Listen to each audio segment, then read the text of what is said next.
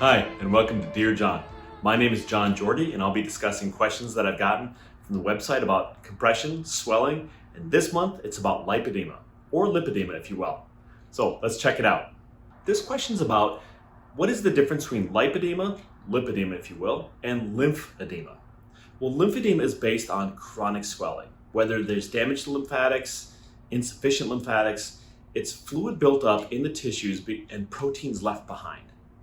Now, because the proteins left behind and lymphatics can't carry it out, it increases in size and you see the swelling showing up. Now, lipedema, on the other hand, is fatty tissues filling the voids in the tissues. And from the outside, it looks very familiar and very similar. But the difference is that lipedema is the fatty components that's giving the increase in size, and lymphedema is a fluid component giving the increase in size. This is a good one.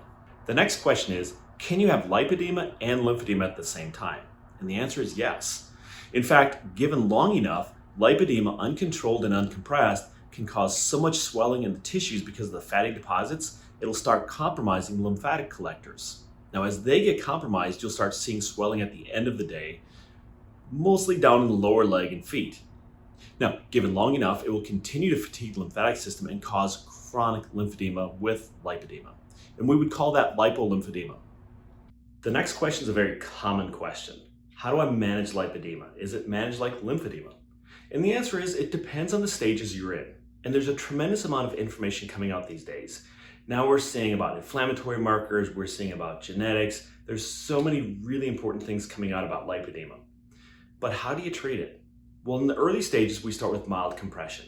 Compression that fits well, gives support, decreasing inflammation, and just supporting the tissues.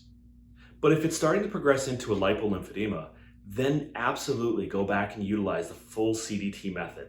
And that would be using that manual lymphatic drainage, exercise, skin care, and compression. Bandaging might be warranted at this time, and it really depends on the severity. So talk with your therapist and your physicians. And if they're not certain, have them feel free to reach out to other people. I want to thank you for joining me this time as well. If you have further questions, don't despair. I will answer them via email. So go ahead and jump onto the website, juzousa.com, go to Dear John and type in your questions and I'm happy to respond.